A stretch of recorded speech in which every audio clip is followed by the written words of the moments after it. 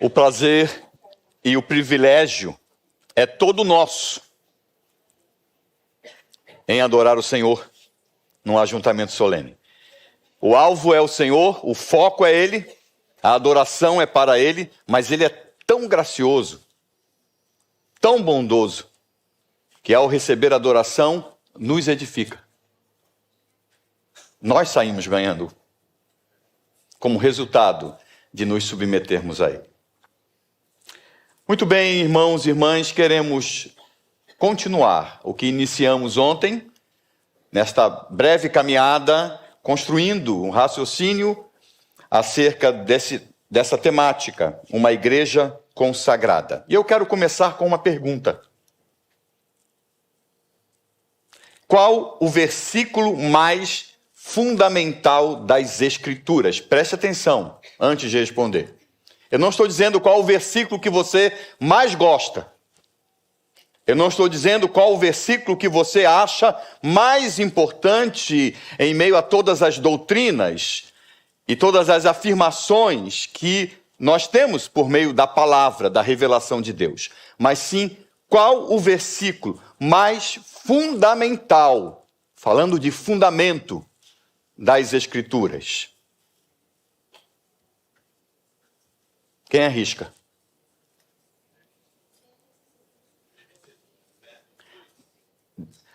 Teve dois aí que seguiu a linha de ontem, né? Muito bem. É isso aí.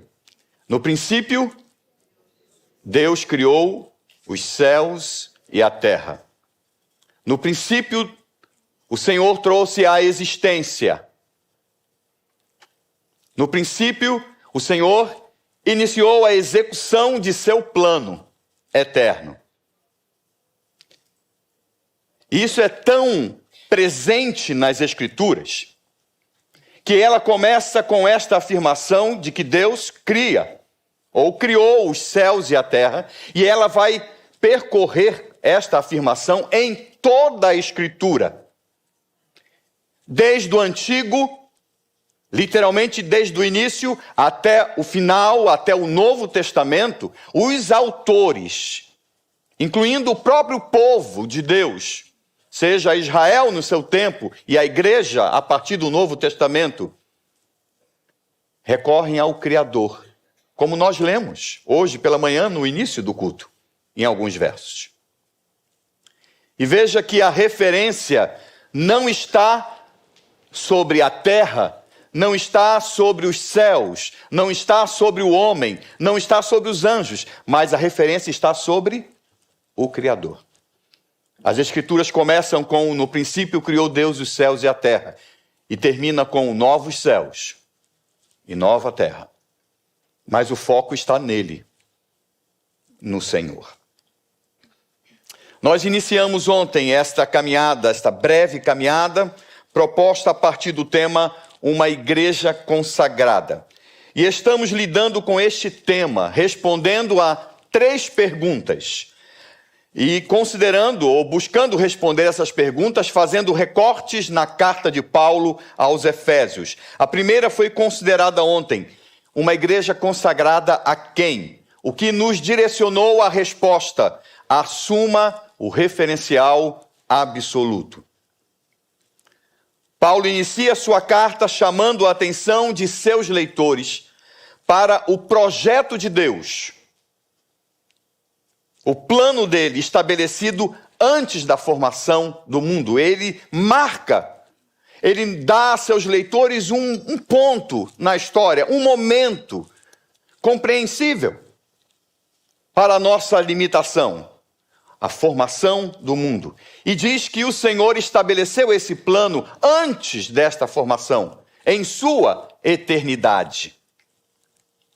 A partir da criação, o Senhor está executando o seu plano. Então, como observado, não há nada solto.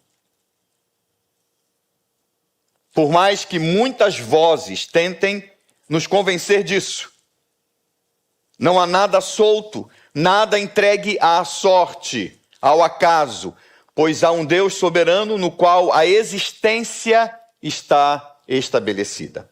E esse direcionamento para o princípio, para o início da revelação, se dá pela razão de o referencial apresentado por Paulo não se aplicar limitadamente à religiosidade. Paulo poderia apresentar, e ele vai fazer isso, e nós veremos isso hoje, ele vai filtrar, ele vai trazer para mais próximo das pessoas, para próximo da igreja, este referencial. Mas a razão que levou Paulo a conduzir seus leitores para o início inclusive das Escrituras, é porque o referencial apresentado se aplica à existência.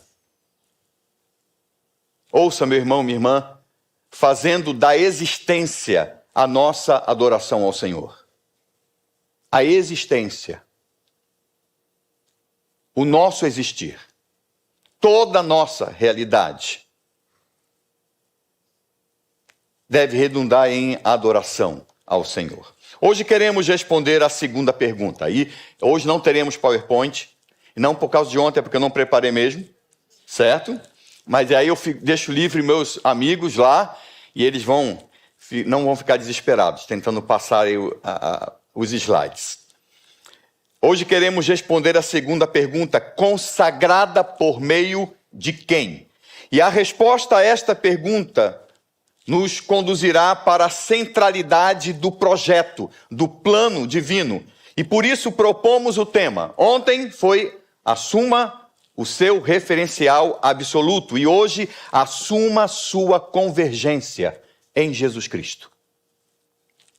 E aí você pode abrir sua Bíblia no mesmo texto de ontem, Efésios capítulo 1. Nós iniciaremos com os versos 3 a 14.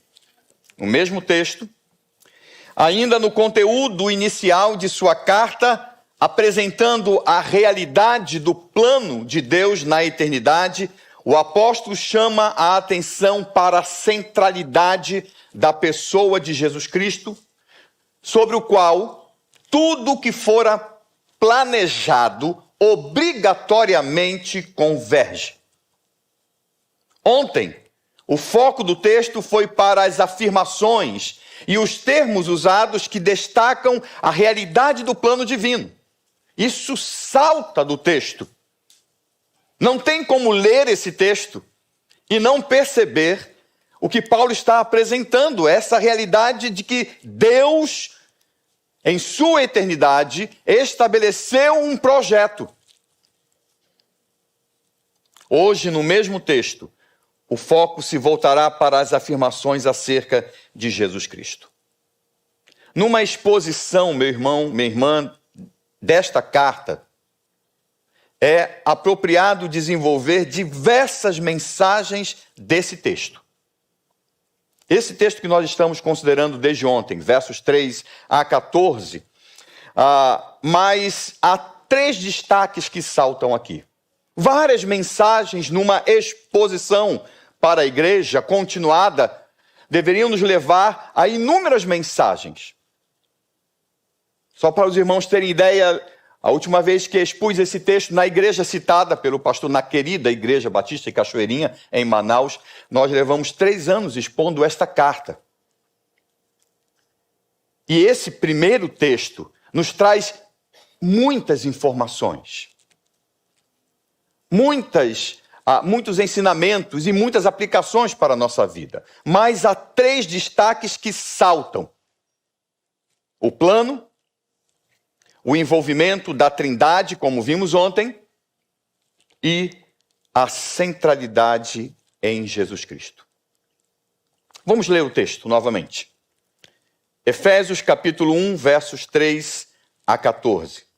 Bendito Deus e Pai de nosso Senhor Jesus Cristo, que nos tem abençoado com toda sorte de bênção espiritual nas regiões celestiais em Cristo, assim como nos escolheu nele antes da fundação do mundo, para sermos santos e irrepreensíveis perante ele, e em amor nos predestinou para ele para a adoção de filhos, por meio de Jesus Cristo, segundo o beneplácito de sua vontade, para louvor da glória de sua graça, que ele nos concedeu gratuitamente no amado, no qual temos a redenção pelo seu sangue, a remissão dos pecados, segundo a riqueza da sua graça, que Deus derramou abundantemente sobre nós, em toda a sabedoria e prudência, desvendando-nos o mistério da sua vontade, segundo o seu beneplácito que propusera em Cristo, de fazer convergir nele, na dispensação da plenitude dos tempos, todas as coisas, tanto as do céu como as da terra. Nele, digo, no qual fomos também feitos herança, predestinados segundo o propósito daquele que faz todas as coisas, conforme o conselho da sua vontade, a fim de sermos para louvor da sua glória, nós os que de antemão esperamos em Cristo, em quem também vós, depois que ouvistes a palavra da verdade, o evangelho da vossa salvação, tendo nele também crido, fostes selados com o Santo Espírito da promessa, o qual é o penhor da nossa herança, até ao resgate da sua propriedade, em louvor da sua glória. Você percebe o foco em Jesus Cristo no texto? Conforme a leitura vai sendo feita? Vamos fazer o mesmo exercício de ontem, considerando que os versos nos apresentam. Vamos olhar o mesmo texto resumidamente, sintetizado. Verso 3, o texto começa com a amarração do Criador a Ele, a afirmação das bênçãos associadas a Ele, a Jesus Cristo. Versos 4 e 5, ele então, o autor, linka a Ele o plano salvífico através da eleição e da predestinação. Então, verso 6, o associa à graça divina. Versos 7 e 8, devido à redenção por seu sangue. E a partir do verso 9, ele então afirma objetivamente a convergência do plano nele. A convergência do plano em Jesus Cristo. Tudo converge para ele. Juntando as duas mensagens, juntando as duas leituras, a que fizemos ontem e a que acabamos de fazer, percebemos claramente os dois focos destacados de uma realidade integrada. Plano soberano de Deus. Plano de soberano da Trindade, cuja centralidade fora colocada na pessoa de Jesus Cristo. Então, nele, tudo converge, seja para salvação ou condenação. Tudo passa por ele. Seja para conversão ou através da conversão que promove um relacionamento, ou através da rejeição que evidencia o distanciamento e, consequentemente, o juízo de Deus. Nós vemos isso em toda a palavra. Eu poderia ficar aqui por muito tempo relembrando versos que destacam e que traz esta compreensão a partir de vários dos autores, inclusive da pessoa de Jesus Cristo. Por exemplo, João registrou em seu evangelho a palavra de Jesus Cristo. Por isso, quem crê no Filho tem a vida eterna. O que todavia se mantém rebelde contra o Filho não verá a vida, mas sobre ele o que acontece? Permanece a ira de Deus. Permanece o juízo. Permanece o distanciamento. Permanece, como veremos hoje, a ausência de vida. A ausência de relacionamento. O que isso implica para nós? Se fomos alcançados pela graça divina e fomos imergidos efetivamente no plano divino, podendo não somente compreender, mas viver, e esse é o destaque da carta. Deixa eu chamar a sua atenção para isso. O verbo viver, o verbo andar, é o principal verbo nesta carta, que se repete por diversas vezes. E de uma maneira dinâmica. Paulo não está falando de um viver estático. Ele está falando de um viver dinâmico. E por isso a tradução traz o termo andar. E nós veremos esse termo hoje, algumas vezes. Então, se fomos alcançados por esta graça e fomos imergidos efetivamente no plano divino, podendo compreender, não somente compreender, mas viver, nós temos que assumir nossa convergência em Cristo. E isso em formato pleno, conforme o plano de Deus. Isso é fundamental para um viver consagrado. Por isso o apóstolo Paulo, na sequência do texto, eu vou convidá-lo a observar comigo a sequência, logo em seguida ao texto que foi lido, ele apresentou a seus leitores parte do conteúdo que estava presente na oração que fazia constantemente por eles. Olha aí os versos 15 a 23. Ele diz: por isso também, tendo eu ouvido a fé que há entre vós no Senhor Jesus, e o amor para com todos os santos, não cesso de dar graças por vós, fazendo menção de vós nas minhas orações, para que o Deus de nosso Senhor Jesus Cristo, o Pai da glória, vos conceda espírito de sabedoria e de revelação no pleno conhecimento dele, iluminados os olhos do vosso coração, para saberdes qual é a esperança do seu chamamento, qual a riqueza da glória da sua herança nos santos e qual a suprema grandeza do seu poder, para com os que cremos, segundo a eficácia da força do seu poder, o qual exerceu ele em Cristo, ressuscitando-o dentre os mortos e fazendo-o sentar à sua direita nos lugares celestiais, acima de todo principado, e potestade, e poder, e domínio, e de todo nome que se possa referir não só no presente século, mas também no vindouro. E pôs todas as coisas debaixo dos pés, e para ser o cabeça sobre todas as coisas, o deu à igreja. É interessante, há importantes informações aqui, mas eu quero destacar a essência do pedido de Paulo a Deus, ou a essência do pedido que Paulo afirmou a seus leitores, que fazia constantemente por eles. Que houvesse compreensão do plano de Deus e da centralidade de Jesus Cristo, para que eles pudessem então viver na vontade de Deus. É impossível viver na vontade de Deus sem esta compreensão e sem esta convergência em Jesus Cristo. E eu quero dizer aos irmãos que isso inclui, mas vai além do discurso. Vai além da palavra falada, da palavra ensinada, da palavra pregada, da palavra aconselhada e até defendida. Inclui o discurso. Inclui as palavras que saem de nossa boca. Mas vai além disso. Em boa parte de meus aconselhamentos, costumo perguntar à pessoa: quem é o seu referencial? Que resposta os irmãos e as irmãs acham que normalmente ouço? Pense, a pessoa, crente, sentada diante de um pastor, de um professor de teologia, de um conselheiro bíblico, e faz a pergunta: quem é o seu referencial? Qual é a resposta que vocês acham que eu normalmente ouço? Deus, Cristo, Deus. Ok?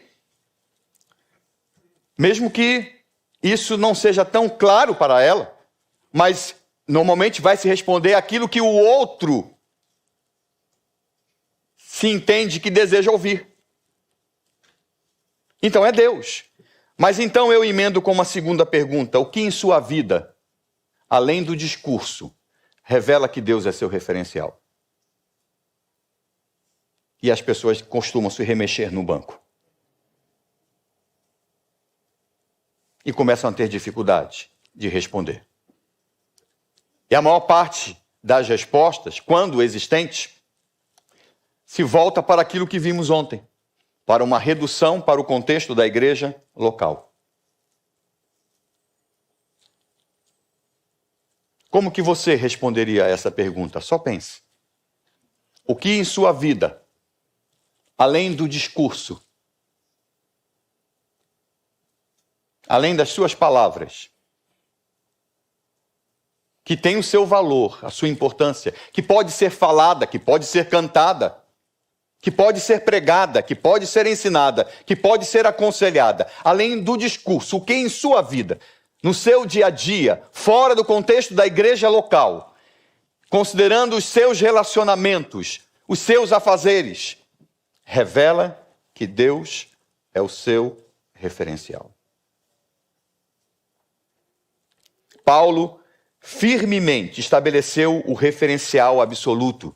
Deus, através da proximidade de Jesus Cristo. É interessante isso, como Paulo faz, como o Senhor usou Paulo e como o Espírito Santo guiou a Paulo. Ele remete seus leitores para aquele ambiente tão distante, tão imensurável, que é a eternidade de Deus, e diz: Deus em sua eternidade estabeleceu um plano. Você pode compreender? Não. Pode crer? Sim.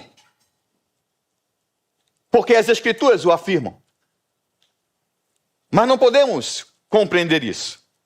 Abranger essa realidade de ausência de tempo, em que não existe passado e futuro, tudo é presente. É algo que vai além da nossa capacidade. Mas aí, então, na sequência de seu texto, ele traz todo este plano eterno, todo este ambiente imensurável, e aproxima do homem, aproxima da pessoa, aproxima da igreja, através de Jesus Cristo, da encarnação e do ministério de Jesus Cristo.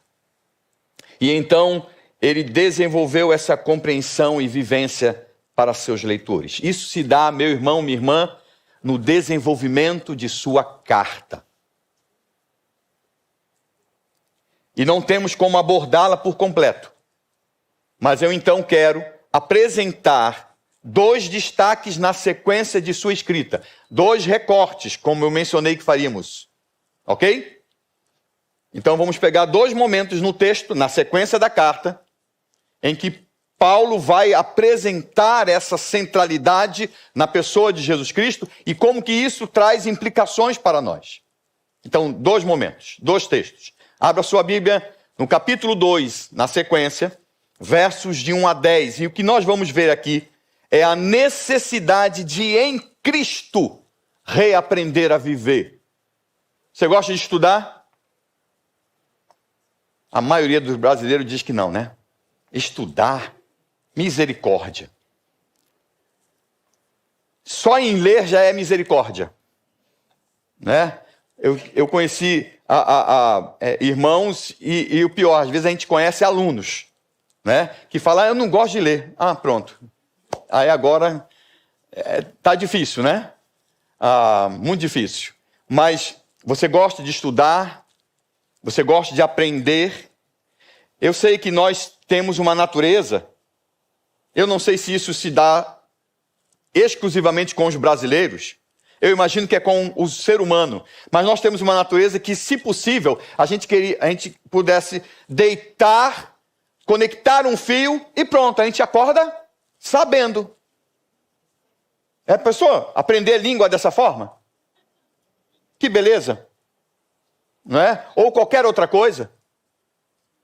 Teologia, eu quero aprender a cantar como Estênio. Pum. Acorda cantando. Acabou. Acabou com o Estênio.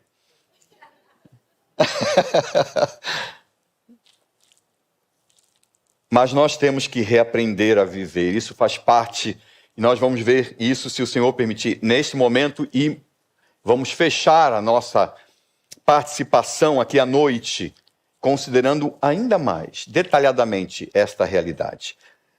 No capítulo 2, versos de 1 a 10, nós temos 3 momentos específicos aqui no texto. E eu quero chamar a sua atenção para o último momento. Eu vou rapidamente passar pelos primeiros, mas eu quero chamar a sua atenção para o último momento do texto. Dos versos de 1 a 3, preste atenção antes de ler. Paulo fala acerca da realidade de uma de um tempo outrora, um tempo anterior, não tão distante, de seus leitores, chama a atenção de seus leitores para um passado recente. E logo depois ele vai também fazer parte disso, vai se imergir, vai se identificar com eles, falando que também era a sua realidade. E esse primeiro quadro, meus irmãos, minhas irmãs, é terrível. Porque ele apresenta a realidade de seus leitores num passado recente, mas a semelhança de todo ser humano, homem ou mulher, que não foram alcançados pela graça de Deus. É um quadro terrível. Ele diz aí, estando vós mortos nos vossos delitos e pecados, nos quais andastes outrora, segundo o curso deste mundo, segundo o príncipe da potestade do ar, do espírito que agora atua nos filhos da desobediência, entre os quais também todos nós andamos outrora, segundo as inclinações da nossa carne, fazendo a vontade da carne e dos pensamentos, e éramos por natureza filhos da ira, filhos do juízo, como também os demais. Paulo, então, olha para os seus leitores e diz, olhe para o passado recente. Nós estávamos nesta situação, à semelhança dos demais, que vivem hoje nesta situação. E o quadro é de morte. Uma situação, um quadro letárgico. Há respiração, e isso no sentido espiritual, há respiração, há relacionamento, há ações acontecendo. E isso é claro no texto, porque eles estavam mortos em seus delitos e pecados. Havia delitos e pecados, havia ação. Mas eles estavam distanciados, incapazes de se relacionar com o Senhor, incapazes de entender o Criador e de estar em sintonia com Ele. Incapazes de viver a vida que é somente estabelecida e fornecida por Deus. E olha o que ele diz. Ele diz que essas pessoas que viviam mortas em seus delitos e pecados, fazendo menção a esses delitos e pecados, eles estavam vivendo debaixo de um sistema. A versão King James atualizada vai no coração desse texto, quando diz que eles viviam segundo um sistema mundial. É como se Paulo estivesse dizendo, não seja alienado. As coisas não acontecem assim. Há um sistema. E esse sistema é coordenado pelo príncipe da potestade do ar. E ele cria, verso 3, como falamos ontem, um ambiente adequado, um ambiente propício, perfeito, para que a natureza pecaminosa, em sintonia com esse sistema, a natureza que nós temos, plante desejos no nosso coração e nós vivamos para satisfazer o desejo em desejo, de cobiça em cobiça, escravizados nessa realidade. E por isso ele afirma, éramos por natureza, considerando a nossa realidade pecaminosa, filhos do juízo, condenados. Não tínhamos como sair dessa realidade. Ninguém tem como sair dessa realidade. O quadro é terrível. Não é um quadro de alegria, de satisfação, de júbilo. Não, é um quadro de morte. Mas a partir do verso 4 até o verso 9, ele vai falar da intervenção divina.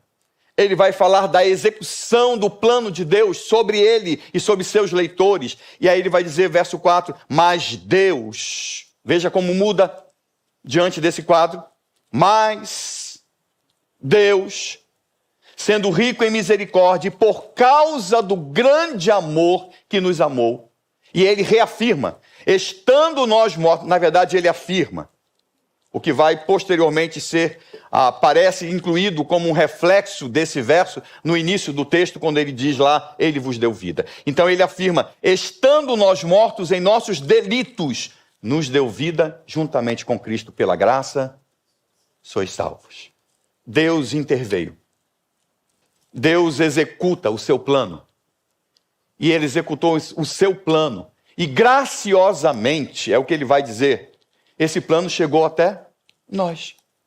Veja que o referencial, a fonte da execução deste plano, ou a fonte que levou este plano a ser aplicado a ele e a seus leitores, e consequentemente a nós, não era Paulo, não era seus leitores, não somos nós, mas o grande amor com que ele nos amou. É o próprio Senhor. E Paulo então vai discorrer isso no texto, chegando até o verso 8 e 9, tão conhecido, né? Porque pela graça sois salvos mediante a fé. E isto, o ser salvo, não vem de vós, é dom de Deus, não de obras, para que ninguém se glorie. Mas aí eu quero chegar no terceiro e último ponto, que é o verso 10. Porque Paulo apresenta o início e diz, olha, esse é o quadro da humanidade. Este é o quadro de morte de todo ser humano. Este é o quadro da intervenção e da execução do plano de Deus. Quando Deus intervém e aplica o seu plano, ele nos livra, ele nos resgata da morte e nos traz, nos leva para si. Mas no verso 10, ele vai nos mostrar a execução ou a continuidade deste plano de Deus sobre aqueles que foram salvos, graciosamente. Ele diz, verso 10, pois somos feitura dele, criados em Cristo Jesus, para boas obras, as quais Deus, de antemão, preparou para que andássemos nelas. Que coisa! Paulo vira para seus leitores e diz, olha, nós fomos alcançados por Deus, fomos recriados por Deus em Cristo Jesus para uma nova realidade, para um novo estilo de vida, para uma nova essência, um novo viver. E fazendo menção a esta realidade, fazendo menção às boas obras, ele diz, as quais esta realidade, este novo viver, este novo estilo de vida, estas boas obras, Paulo está se referindo a isso. Ele diz, as quais Deus de antemão. Então ele faz referência ao que escrevera no primeiro capítulo, ao plano eterno de Deus, que ele estabeleceu antes da fundação do mundo. Então ele vai chamar a atenção para aquilo que ele já escreveu. Isto é algo fantástico na carta de Paulo aos Efésios, que ele começa apresentando o referencial e progressivamente vai estabelecendo e desenvolvendo o seu conteúdo. Então, quanto mais você anda e lê a carta, mais você compreende o que ficou para trás. Então, ele faz referência a isso e diz, olha, essas boas obras Deus de antemão preparou. Ele já estabeleceu para que andássemos, ao verbo, para que vivêssemos nelas. Eu estava aconselhando um jovem senhor de uma outra igreja, que o pastor encaminhou para mim. O pastor dele encaminhou essa pessoa para o aconselhamento. E nós começamos a conversar. E em meio à conversa, eu percebi, diante do que ele expôs, que seria suficiente para ele estudar a carta de Paulo aos Efésios. O aconselhamento seria esse. Vamos estudar a carta juntos. Ok, legal. E ele ficou animado. E nós começamos a estudar, Marcos. E fomos estudando. Quando chegou nesse verso 10, ele fechou a cara. Sério. E ele não quis mais estudar. Não quero mais. Se fosse membro da igreja, da minha igreja, aí que iria. Não sei se o irmão faria do mesmo jeito. Mas agora você vai. Vai. Nem que eu pegue um taco de beisebol e agora você vai ficar aqui. E agora que você vai estudar. Mas como ele não era membro da igreja que eu pastoreava, eu devolvi a seu pastor e informei a seu pastor, e aí o pastor deu a sequência com ele. E eu não sei nem se deu. Mas deu. Mas o que é mais incrível é o seguinte, é a razão que levou ele a não gostar e a não querer continuar. Sabe qual foi a razão? Ele entendeu perfeitamente o texto. Ele entendeu perfeitamente o texto. Ele entendeu a situação dele anterior, a intervenção de Jesus Cristo, de Deus em Jesus Cristo. Ele entendeu a graça de Deus sobre ele. Ele entendeu isso na manifestação salvadora. E aí ele entendeu que se ele foi salvo por Deus, ele não foi salvo para viver o que ele bem entendia. Porque a lógica do texto é, então quer dizer que se eu fui salvo por Deus, eu tenho que compreender quais são essas boas obras que Deus já estabeleceu para eu viver em conformidade com elas? É. Exatamente isso. Então ele não gostou. Porque ele queria, no final das contas, viver aquilo que ele desejava. Aquilo que a sua natureza, que está no início do texto, plantou no seu coração, e ele cobiçava e desejava aquilo. Desejava absurdamente ser senhor de sua vida. Há uma necessidade de em Cristo reaprender a viver, e esse texto nos ajuda a entender isso. Se você foi salvo por Deus em Cristo Jesus, pela ação do Espírito Santo, através do Evangelho, não foi salvo para viver o que bem entende e como bem entende. Não há liberdade e autonomia. Mas há uma submissão ao Senhor, em sintonia com o nosso Criador. E isso fica ainda mais claro na sequência da carta. Eu vou para o segundo recorte. Abra sua Bíblia no capítulo 4. E eu quero mostrar um contraste que Paulo apresenta aqui. Capítulo 4, quando Paulo, dando sequência ao seu raciocínio, nessa linha ininterrupta, progressiva, ele dá uma guinada. Porque a partir daqui, ele vai pegar tudo aquilo que ele estabeleceu e vai aplicar isso para os seus leitores, mostrando, e o trabalho é um só, é mostrar como que essas pessoas deveriam viver a coerência com a vocação recebida, de acordo com o plano de Deus, nos diversos segmentos de sua vida, melhor dizendo, na totalidade de sua vida. Então ele vai falar isso em diversas camadas a partir daí. O exercício é o mesmo de Paulo, para ajudar as pessoas a compreender. Mas ele faz um contraste, eu quero mostrar o contraste aqui. É um recorte mostrando um contraste. E ele começa com os versos de 1 a 3. Rogo-vos, pois eu, o prisioneiro no Senhor, que andeis, olha o verbo de novo, que vocês vivam de modo digno, coerente, é a ideia da vocação a que foste chamadas. E veja, deixa eu chamar logo a sua atenção para isso, porque quando a gente, dentro do contexto da igreja, fala de vocação, normalmente, comumente as pessoas pensam em pastor, missionário, ou algum outro segmento específico. Não, então pensam, não, fulano é vocacionado. Então a pessoa já pensa, é para ser pastor, é para ser alguma coisa. A carta não é pastoral. A carta não está sendo direcionada para alguém específico, para o ministério. A carta é para a igreja. E esta vocação a que Paulo se refere é para aquele que é igreja. Então, Paulo diz, eu rogo a vocês que andem, que vivam coerentemente com a vocação a que fostes chamados. E aí ele começa com toda a humildade.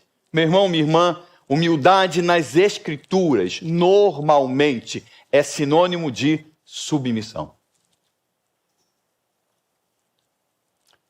O que Paulo vai mostrar a partir daí é que a única forma de vivermos em coerência com a vocação recebida, com a salvação aplicada e com o plano eterno de Deus estabelecido para o seu povo, para a sua igreja agora nesta dispensação, é se submetendo a Deus através dessa submissão ao senhorio de Cristo, da proximidade da trindade do homem que é a pessoa de Jesus Cristo. Não existe outra forma de viver coerentemente com a vocação recebida sem se submeter ao Senhor Jesus Cristo. E essa submissão, consequentemente, traz sobre nós, ou produz em nós, mansidão, paciência, compaixão, e o resultado disso é a unidade. É o que o texto vai nos apresentar. Agora, em contraste com isso, e aí eu quero mostrar o contraste agora, né? Fazendo um recorte. Olha os versos 17 a 19. Isto, portanto, digo, e no Senhor testifico, que não mais andeis. Olha o verbo de novo. Agora, olhe para o verso 1.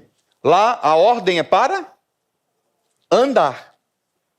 Aqui a ordem é para não andar. Paulo está dizendo, olha, vamos continuar a leitura, mas Paulo está dizendo, olha, vocês não têm opção. É o imperativo. Vocês não têm opção. Foram salvos em Jesus Cristo? Então tem de andar, tem de viver coerentemente com a vocação recebida. Como isso se dá? Submetendo-se ao Senhor. Aprendendo dele e aplicando isso para a vida. Não tem outra forma. Isso combina perfeitamente com o que acabamos de ver no capítulo 2, verso 10. Andando em conformidade com as boas obras que Deus já estabeleceu em Cristo para nós. Então Paulo está dizendo, olha, se você foi salvo por Deus em Cristo Jesus, não tem opção, tem de andar em coerência com a vocação recebida. Diante disso, verso 17, você não pode mais andar, não pode mais viver, como também vivem ou andam os gentios, gentios aqui no sentido daqueles que não foram salvos, na vaidade dos seus próprios pensamentos. Obscurecidos de entendimento, alheios à vida de Deus por causa da ignorância em que vivem, pela dureza do seu coração, os quais, tendo se tornado insensíveis, se entregaram à dissolução para com avidez cometerem toda sorte de impureza. É impressionante o contraste que Paulo faz. Ele apresenta, ele divide na realidade a humanidade nesse sentido, ele faz uma redução. E ele divide em dois grupos, os que são salvos e, portanto, vocacionados e que devem viver em coerência com essa vocação, e os que não foram salvos e, portanto, não são vocacionados e que não têm como viver em coerência com aquela vocação. Mas qual é a opção que essas pessoas têm? Ele vai afirmar, todos vivem segundo a vaidade do seu próprio pensamento, segundo a inutilidade, pois esta vaidade é inútil, de seu próprio pensamento. É inútil para produzir vida, é inútil para produzir aproximação de Deus, é inútil.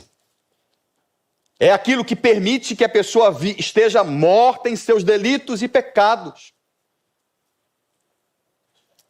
E veja que o contraste que Paulo vai dizer, de um lado a submissão a Jesus Cristo, do outro lado o orgulho, a vaidade dos seus próprios pensamentos. E o contraste continua, porque se de um lado produz mansidão, paciência, compaixão e o resultado é unidade, do outro lado é ignorância, está no texto, impaciência, desamor, dificuldade de amar, e o resultado é dissolução.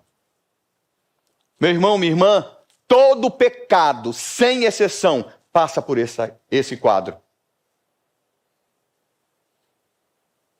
Seja o pecado da língua afiada, seja o pecado do roubo, seja o pecado de qualquer outra coisa, até daquilo que é visto com um assombro pelas pessoas, pela igreja, como um assassinato ou suicídio, absolutamente passa por esse quadro. Porque se a pessoa se submeter a Jesus Cristo, ela tem um padrão consequente sobre ela. Mas se ela se mantiver na vaidade dos seus próprios pensamentos, não tem opção. O resultado será ignorância, impaciência, desamor e dissolução. É assim que muitos casamentos acabam.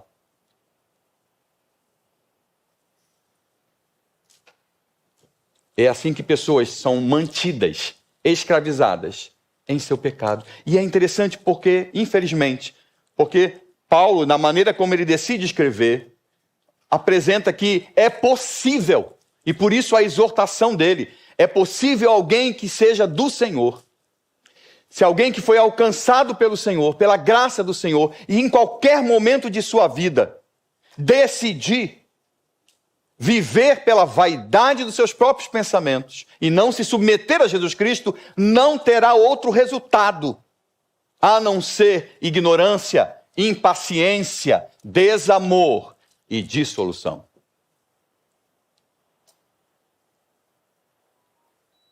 A necessidade de viver em submissão a Ele é o que Paulo vai mostrar. Se fomos salvos graciosamente em Jesus Cristo, nós temos que assumir nossa convergência nele, reaprendendo a viver como um processo continuado de nossa conversão. Vamos ver isso à noite, se o Senhor permitir. Aqui chamamos de santificação e que está absolutamente ligado ao conceito de consagração.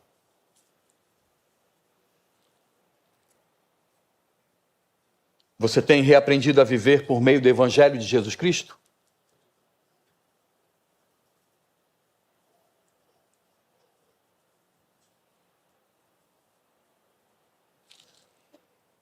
Compreende que há sobre você um referencial absoluto que determina quem você é e o tipo de vida que deve ter? Compreende que a única autonomia existente é a do Deus Trino que planejou e executa o seu plano, incluindo você, por pura graça?